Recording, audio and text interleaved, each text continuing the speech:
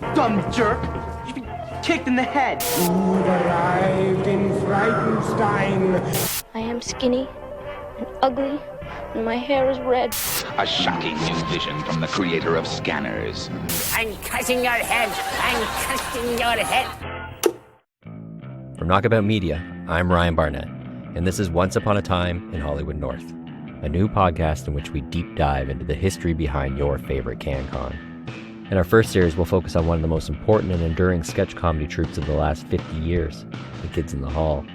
We'll explore the story behind the kids and their groundbreaking show that ran for 5 seasons on your CBC, their creativity, triumphs, and missteps, and how the group's iconoclastic approach to sketch comedy may have hurt them in the short term, but could be the key to their enduring appeal. Once Upon a Time in Hollywood North is coming bi-weekly starting November 2nd. Find us on Apple Podcasts, Spotify, or wherever you find your podcasts.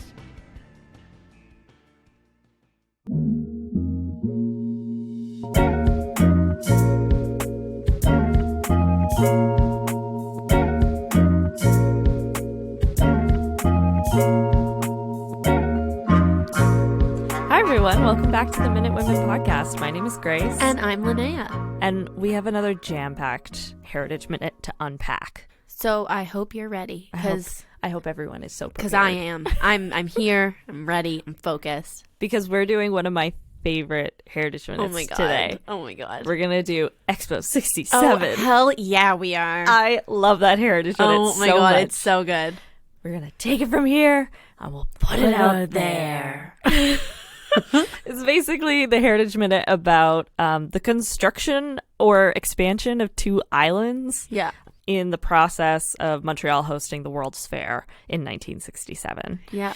And it's one of those Heritage Minutes where they're just like, it's going to be in black and white so people know it's the past. Yeah. And they're all dressed up in their 1960s suits and they love it. Looking adorable. Love it. And we're going to go all into that. We're also going to go into kind of like the history of the World's Fair. Cool. Because it's not really a thing that happens anymore. Nope. From my understanding. I can't remember the last time there was a World's Fair. 67. That was the last one. That was it. They put 2 islands together and then it was done. Like, we can't trump this. Yeah. So we're done. Name a baseball team after it and call it a day. Call it a day.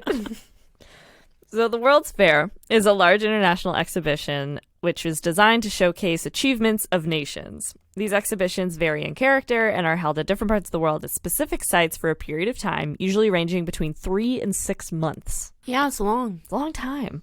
The term World's Fair is typically used by the United States. Basically everywhere else, particularly in France, they use the term Exposition Universelle, or like Universal Exhibition. Okay. Hence, Expo 67, yeah. Not World's Fair 1967. This is used by all the other like Romance languages, so like in Spanish and Italian, Romanian, I guess. Romanian is a Romance language. Who knew? Who knew? In other parts of the world, outside Europe, World Expo or Specialized Expo are used as terms. Okay. So maybe they've just been going on under different names. Okay. Disney World. Disney World is actually the longest The American term. Expo. The short term Expo has been applied to several in various locations since 1967. Okay. Oh, so there's been more. Can you guess when the first World's Fair was? 19. No. 18. No. 17? Mm-hmm. 1764. No, 1791. Okay. That's crazy. Oh, yeah. I was definitely going to go with like 1902.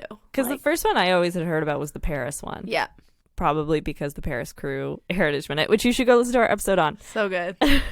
In 1791, Prague organized the first World's Fair, and it was in Bohemia, which today is the modern-day Czech Republic. Oh, okay. The first industrial exhibition was the showcase, kind of like the coronation of Leopold II as King of Bohemia. So, like, we have this new king. What do? We show them our trains. Yeah. We've done it. I am legit. I promise. Quick. The trains. And it celebrated the considerable sophistication of manufacturing methods in Czech lands during that period of time. Wow, fancy. So initially they're organized basically to be like, look, we built all this cool stuff. Aren't you proud of me? The French tradition of national exhibitions, a tradition that culminated with the French Industrial Exposition held in 1844, which was in Paris. This fair was followed by other national exhibitions in Europe. So at this time, they're not organized. It's just countries being like, I'm going to have a big exhibition of everything I'm doing. Yeah. No, I'm going to have a fair. Exactly. And they're not really unified until 1951, which was under the title Great Exhibition of the Works of Industry of All Nations. All of them. Every single one. The World Expo was held in Crystal Palace in Hyde Park, not in Moncton. Oh, damn.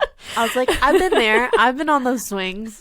It's amazing. It's incredible. I can't believe it's been there since 1851. Incredible. Same swings. The Great Exhibition, as it is often called, was the idea of Prince Albert, so Queen Victoria's husband. Oh, yeah. And is usually considered the first international exhibition of manufactured products. It influenced the development of several aspects of society, including art and design, education, international trade and relations, and tourism.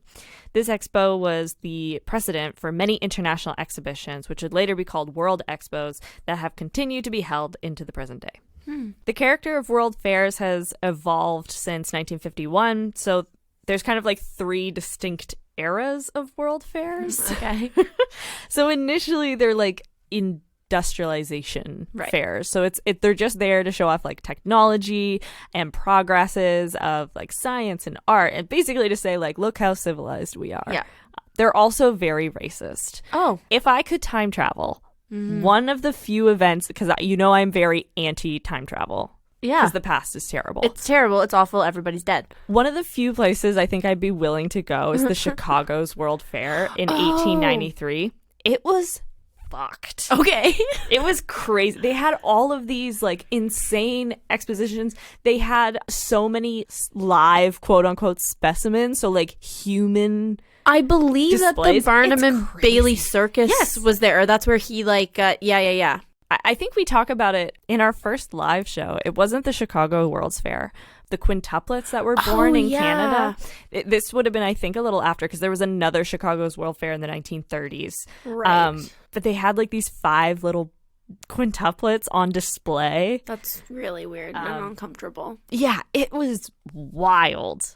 So part of me really would want to go see that. Or the St. Louis one in 1904. Also crazy. Because they were like, we're going to do the World's Fair and the Olympics at the same time. At the exact same 1904. And then that was the one where it was like one of the first marathons. Oh, yeah. But like they were running on dirt trails. In St. Louis? If you've never heard of the St. Louis Olympics, it's amazing the Olympics did not get canceled after the 1904 St. Louis Olympics. God. So they were poisoning marathon runners with arsenic. Why? Arsenic was just thought to be something you could give runners as like a stimulant. They also didn't set up water stations just so they could see what happens. Like what happens when we dehydrate people? What? It's insane. Okay. No. Murder. This is what I mean when I say the past is terrible. Yeah. Okay. But thank God we know that arsenic is bad now. Once we get into like the late 1930s and early 40s, they kind of change from being about industrialization to more about like cultural exchange. Okay. So it's about like building the world of tomorrow and like peace and cultures. Right. And then the final era is more like nation branding. Okay. So it becomes less about inviting other nations to your nation and more about like, oh, Canada is going to host the World's Fair. It's all going to be about Canada and like what Canada has achieved. But Montreal is a bit before that. Okay. And so we're going to talk about those kinds of world fairs and like how Montreal came to be the site. So the idea for hosting the 1967 World Exhibition dates all the way back to 1957. So it was 10 years in the making. So a guy by the name of Colonel Sévigny, this is going to be a terrible episode because there's so many French names, and I apologize to everyone in Quebec at the top of this. But basically, blanket apology to everyone. He was the person who first suggested it, and it was backed by Montreal's mayor, Sarto. Let's go first name basis. Sarto Fournier. Okay. Sarto Fournier is his name, but we're going to call him Sarto. Sarto. First name basis, you're right. He backed the proposal, allowing Canada to make a bid to the Bureau International des Expositions, or the BIE, as we will call it. On May 5th, 1960, in a meeting in Paris, Moscow was awarded the fair after 5 rounds of voting, eliminating Austria's and then Canada's bid. Wow. In April 1962, however, the Soviets scrapped plans to host the fair due to financial constraints and security concerns. So now we went from having 10 years to planning to now we only have 5 years to plan. Yep. So Old USSR does it again. Montreal's new mayor, Jean Drapeau, lobbied the Canadian government to try again for the fair, which they did. And on November 13th, 1962, the BIE changed the location of the World Exhibition to Canada, and Expo 67 went on to become the second best attended BIE-sanctioned World Exposition after the 1900 fair in Paris. Well, Paris is pretty cool. And Now- Europe is all close together, so... Now it is the 4th most attended. Ah, damn. It was surpassed by Osaka in 1970 and then Shanghai in 2010. So, Osaka, really? yeah. Interesting. So I guess, they're held in 1910. They must still be a thing that happens. I guess so. Several sites were proposed as the main expo grounds. One location that was considered was Mount Royal Park, which if you've been to Montreal, that's the main park in the center of the city. But it was Drapeau's idea to create new islands in the St. Lawrence River, which I don't think is how the Heritage Minute shows it. No. Because I don't think either of those guys are the mayor. No. Granted, Drapeau probably had engineers working for him who were like, hey, we're building a subway, and that means we have a lot of extra dirt. We should take that dirt and build an island with it. Right. The choice overcame opposition from Montreal's surrounding municipalities and also prevented land speculation. Expo 67 did not get off to a smooth start, as you could probably already tell by the fact that it's delayed by 5 years. Yeah. In 1963, many top organizing committee officials resigned. So 1 year in, we're like, yeah, I'm done. I can't do this. The main reason for the resignation was Mayor Drapeau's choice of the site on new islands to be created around the existing St. Helens Island, and also that the computer program predicted that the event could not possibly be constructed in time. Nice. The computer's like, it's impossible. And the computer at this point is a person. It's just a guy in a box. Cannot compute. Another more likely reason for the mass resignations was that on April 22nd, 1963, the federal Liberal government of Prime Minister Lester B. Pearson took power. Lester. This meant that the former Prime Minister John Diefenbaker's progressive conservative government appointees to the board of directors of the Canadian Corporation for the 1967 World Exhibition were likely forced to resign. Right. So due to political changing of hands, they were like, yeah, you got to go. That's Mr. Diefenbaker. Are we going to the same party? Exactly. That guy. They all had to leave to go to the same party, all at the same time. Deciding the flag, and now we're going to the same party. Let's go. You don't have time for this. Canadian diplomat Pierre Dupuis was named Commissioner General after Diefenbaker appointee Paul Bienvenu. Isn't that hello? I think it's welcome. Welcome. He resigned from the post in 1963.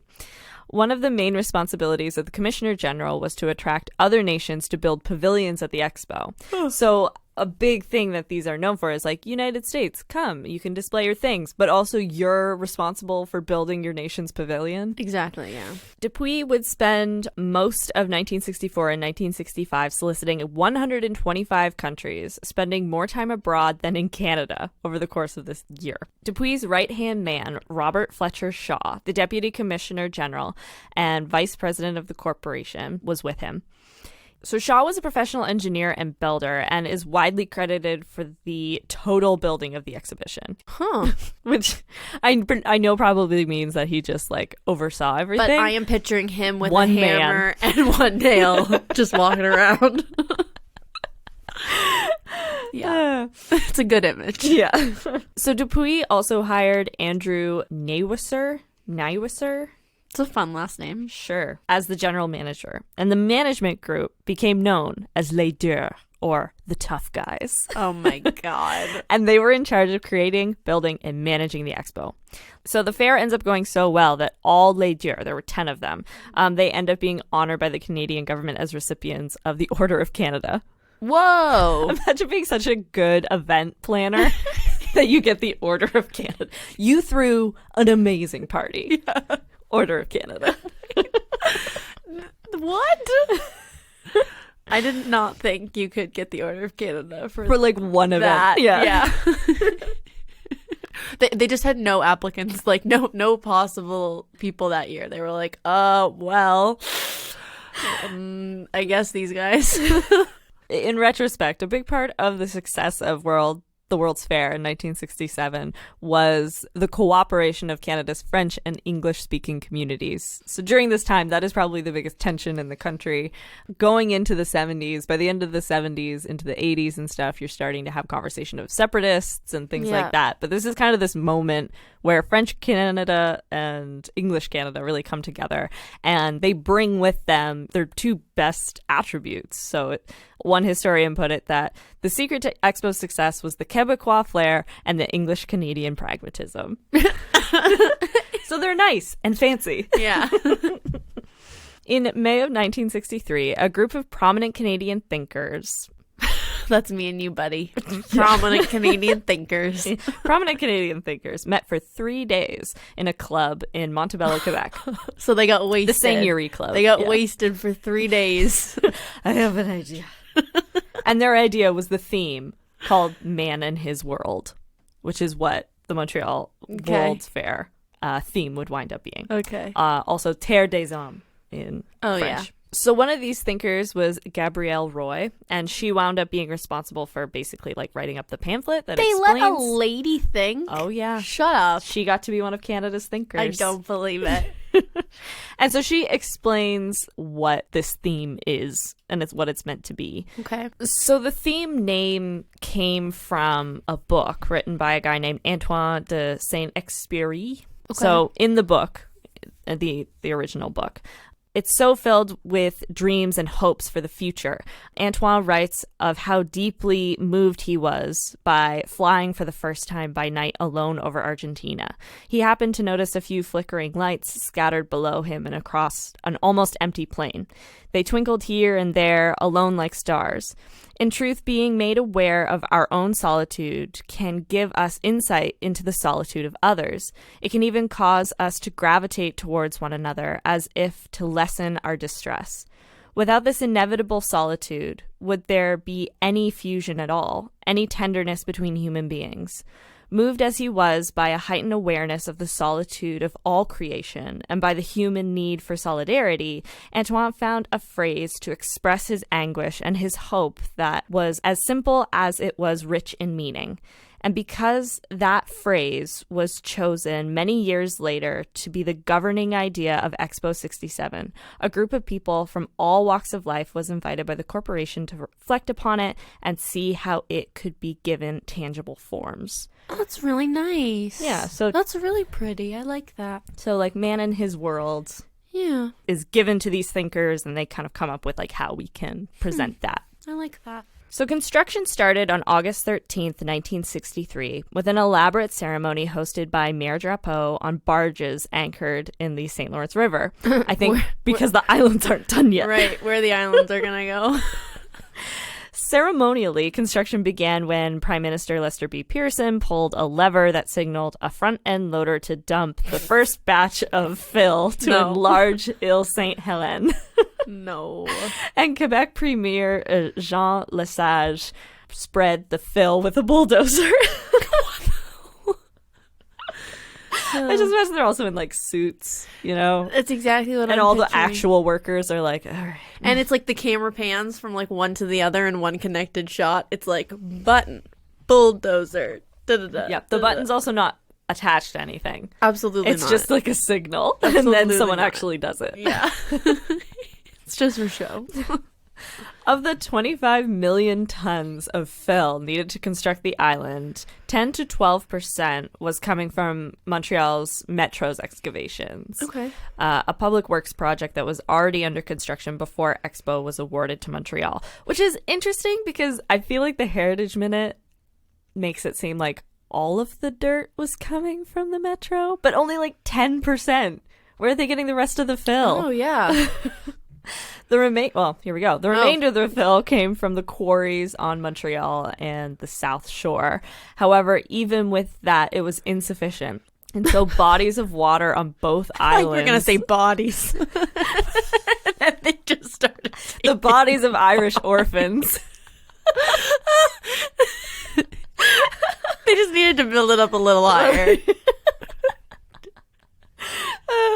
So because they didn't have enough dead people to build these islands, they built lakes and canals to reduce the amount of fill they needed. So they're just like donuts.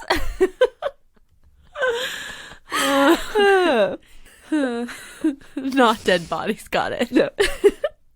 While construction continued, the land rising out of Montreal's harbor was not owned by the Expo Corporation yet. So they're building this island, but they don't own it. And after the final mounds of earth were completed on the island, the grounds that would hold the fair were officially transferred from the city of Montreal to the corporation in June 20th, 1964. That's good. So we have 1,042 days to build everything for the Expo. Yeah. To get the Expo built in time, they used a new project management tool known as the critical path method. Okay. On April 28th, 1967, opening day, everything was ready with the exception of one pavilion, which was Habitat 67, which was then displayed as a work in progress. Nice. Building and enlarging the islands, along with the new Concord Bridge, which was just being built simultaneously. Right. And then in addition to the bridge, they're also building a boat pier. It cost more than St. Lawrence Seaway project did only 5 years earlier. This was even before any buildings or infrastructure were constructed. So this is an incredibly expensive project. And time-consuming. With the initial phase of construction completed, it is easy to see why the budget for the exhibition was going larger than anyone expected. In the fall of 1963, the Expo's general manager presented the master plan and the preliminary budget of $167 million. 67. Oh. Did they do that on purpose? I don't know, but it would balloon to over $439 million. Yeah, that doesn't have any 67 in it. The plan and the budget had narrowly been passed by Pearson's federal cabinet. It passed by one vote. Then it was officially submitted on December 23rd, 1963. We also, because there's a lot of things that go into this project, obviously. I mean, obviously you have to pay for the construction of everything, but then you also need to pay for things like a logo. Yep. Which the logo is like pictographic men sort of holding hands in friendship. Yeah. If you've seen that like wreath looking thing, that is the logo for Expo. But yeah, like you've got to pay like designers and stuff to. There's so many things that go into a small event planning. Like, and to think and that they don't have Canva. Like, no, it's hard. They don't have Canva. They don't have social media. They also have an official theme song. Oh my god. Which is "Hey friend, say friend," or in French "Un jour, un jour," which are not the same thing. Un jour is like one day, one day, but in English it's one "Hey friend, day say friend." More. Les Mis pops out. Apparently, complaints were made about the sustainability of the song, as its lyrics mention neither Montreal nor the Expo. Oh, interesting. Okay. They're like, this doesn't mean anything. It's got a good beat, though. You know what? Despite all the hurdles, the official opening was held on Thursday afternoon of April 27th, 1967. The ceremonies were an invitation-only event that were held at Place des Nations. Canada's Governor-General proclaimed the exhibition open after the Expo flame was ignited by Prime Minister Pearson. On hand were over 7,000 media and invited guests, which included 53 heads of state. Ooh. Over 1,000 reporters covered the event, and it was broadcast in color, which was like very important for the time. Technicolor. Which is a thing, like, when I think Expo, I do think very, like, bright and colorful. Color. Expo 67 opened to the public the following morning with a space age style countdown. No. Is this like the clock that like keeps closing? Like, do you know what I mean? Yeah. Like the... I think so. And this is like the height of the space race between the US and the Soviets. We haven't been to the moon yet, so obviously. Yeah, 67. We're so close. So close. Yeah. A capacity crowd participated in an atomic clock-controlled countdown that ended when the exhibition opened precisely at 9:30 in the morning. An estimated crowd of between 310,000 and 335,000 visitors showed up for opening day. Nobody was there clicking? Like... I just imagine a guy Yeah. with like 7 clickers, like, oh no, oh no, God. He's got them in his like elbow. And they expected a crowd of only 200,000, so they almost doubled the amount of people that showed up. So he was freaking out. That's why they don't know how many people were there. On opening day, there was considerable comment on the uniform of the hostess from the UK pavilion. Oh, So, pray tell. because the UK pavilion was like, you know what's really in right now? Mini skirts. Oh. So all of the UK pavilion ladies, which the mini skirt had just been designed. The year before, it had been popularized by Mary Quant. And so all of the like British pavilion hostesses are scandalized. Yep. And the men just can't control themselves. And of course, the Canadian Post was like, well, we need a stamp. Of course. So they released a commemorative stamp God. same day. The Canadian Post loves a good stamp. So the World's Fair, I mean, it featured art galleries, an opera, ballet and theater companies, orchestras, jazz groups, famous All Canadian on- pop musicians. All on islands in Montreal. Many pavilions had music and performances where visitors could find free concerts and shows, including Ukrainian shumka dancers. Oh, are they the ones who pop their knees out and like stick their legs out, like I don't squat know. and go like... I always associate that with Russia, Oh yeah, that's Russia. but, you know, I feel like there's a lot of shared traditions. I feel like there's some overlap there, but maybe I'm just super culturally unaware. You never know. Not that I'm equating the Ukraine to Russia, even At though Russia all. would do that all the time. Yeah. I'm not saying that. But not this white girl from Canada. There was also Canada's first puppetry festival Huh. at the Expo. Love a good puppet show. Oh, Little God. marionette action. There was also an amusement park, which tends to be like the lasting legacy of the fair. A lot of people associate it with like the rides and the booths, and they became permanent. Hell yeah. So, I've been there. La Ronde Amusement Been there, Park. Yeah. done that, rode the coaster. So when the Expo fairgrounds closed nightly around 10 p.m., visitors could still visit La Ronde, which closed at like 2:30 in the morning, which is crazy. It's pretty epic. I think it still has crazy hours like that. The Expo was internationally very recognizable as well. It was on the Ed Sullivan Show. You could see stars at like discussing the show, like the Supremes. Oh, ladies. Another attraction was the Canadian Armed Forces tattoo. So, Oh. you know. The fair was also visited by many notable figures, including Canada's monarch, Elizabeth II, Oh, the queen. Princess Grace of Monaco, Oh, yeah, Grace Kelly. Jackie Kennedy and Robert F. Kennedy visited. Oh, Miss Onassis. The Emperor of Ethiopia, Don't know who that is. Charles de Gaulle, Bing Crosby, Bing Crosby, no way. Harry Belafonte. No. There were also musicians like Thelonious Monk, The Grateful Dead, Okay. Tiny Tim. Wait. Can we just stop? How old are the Grateful Dead? They're the 60s, 1960s. They're like psychedelic, Yeah. I think. And the Tokens and Jefferson's Airplane were Oh. all, they would show up. They also did shows. It's a party. Yeah. So despite its successes, there were problems. Of course. Particularly, the Front de Libération de Quebec militants had threatened to disrupt the exhibition. Why? But- Dude, everyone's just having fun. But they were inactive during this period. So they had made threats, but nothing ever happened. Vietnam War protesters also picketed during the opening day. American President Lyndon B. Johnson visited and was very much a focus of the protesters. Of course. Threats that the Cuba pavilion would be destroyed by anti-Castro forces were also not carried out, but made.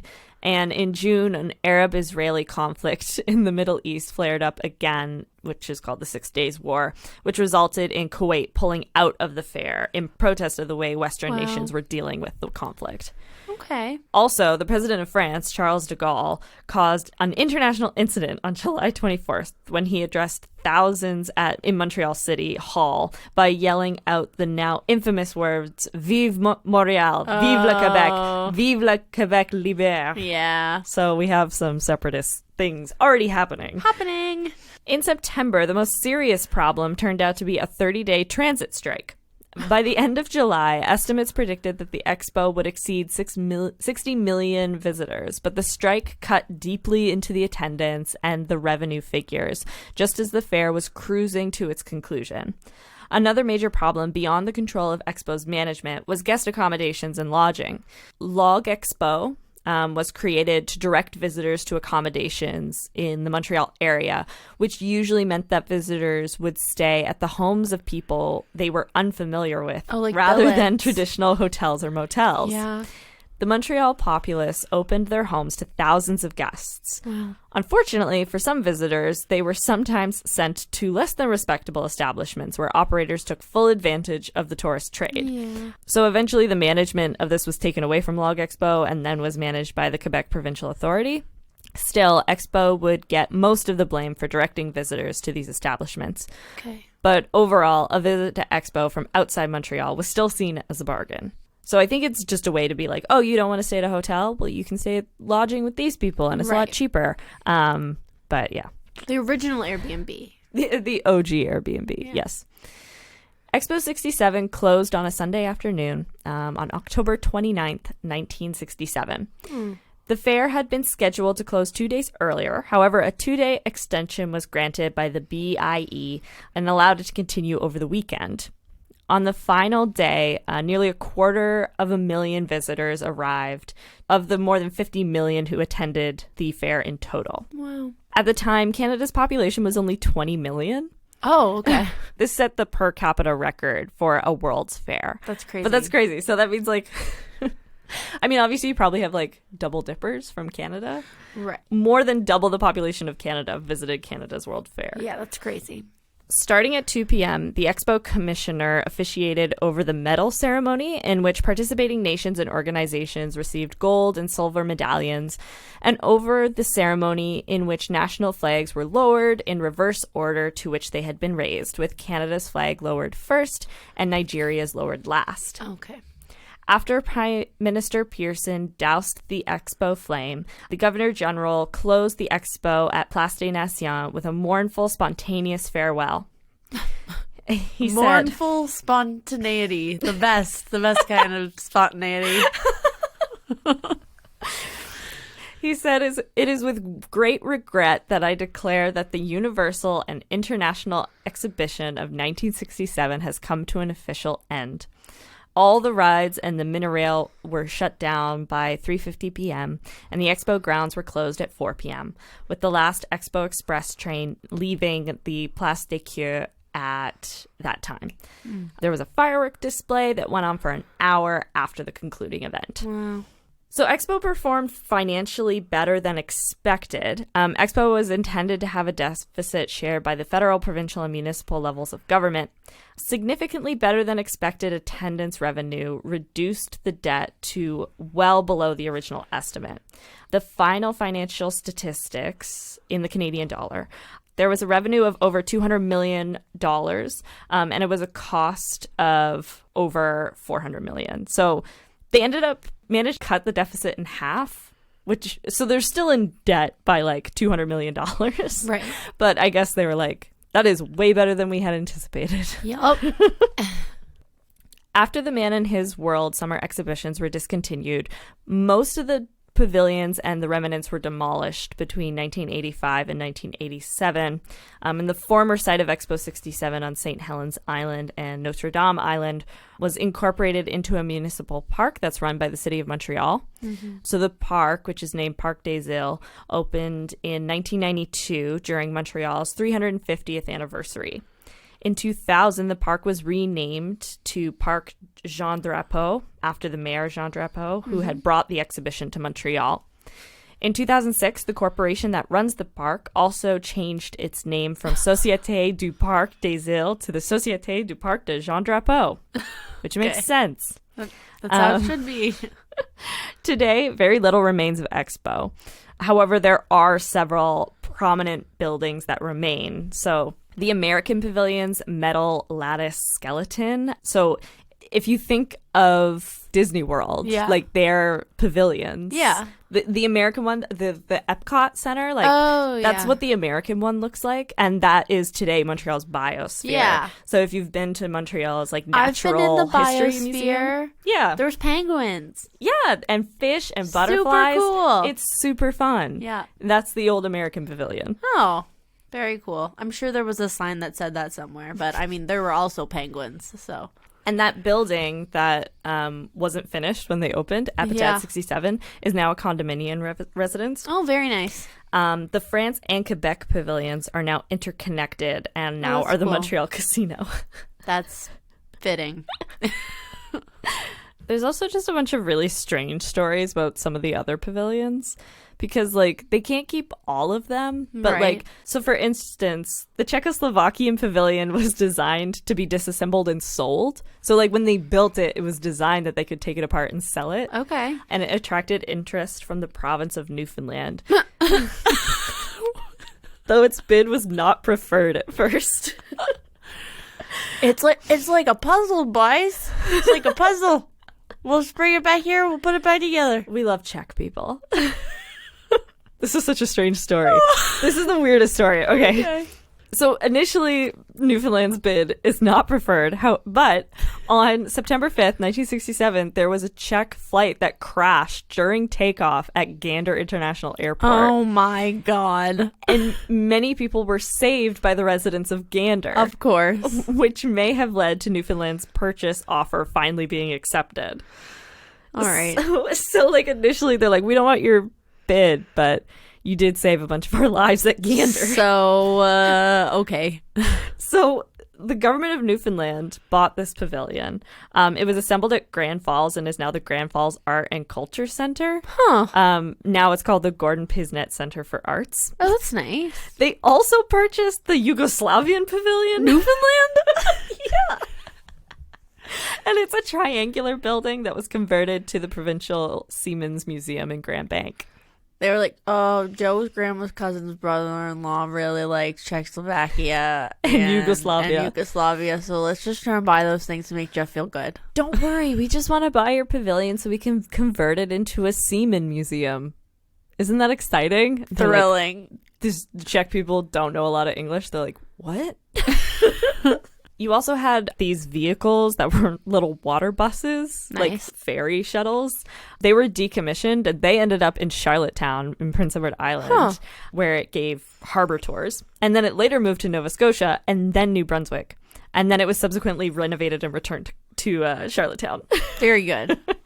So in a political and cultural context, Expo 67 is seen as a landmark moment in Canadian history. The following year, as a salute to the cultural impact of the exhibition, Montreal's Major League Baseball team, the Expos, which are now the Washington Nationals, was named after the event. 1967 was also the year that the French Prime Minister came and made that speech about a free Quebec. This stirred up a lot of feelings in Quebec, and they're like, you're right. We could be Libre Quebec. Vive Quebec. So much so that Prime Minister Lester B. Pearson had to come out with his own statement.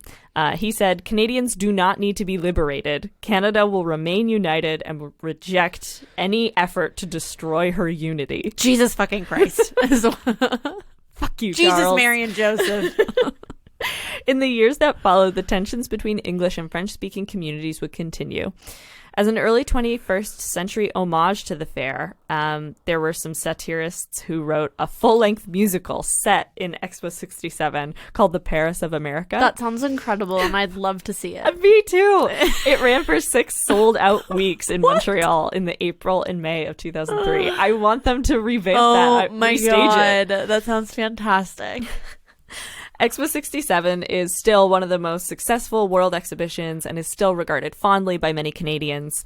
In Montreal, 1967 is often referred to the last good year before economic decline.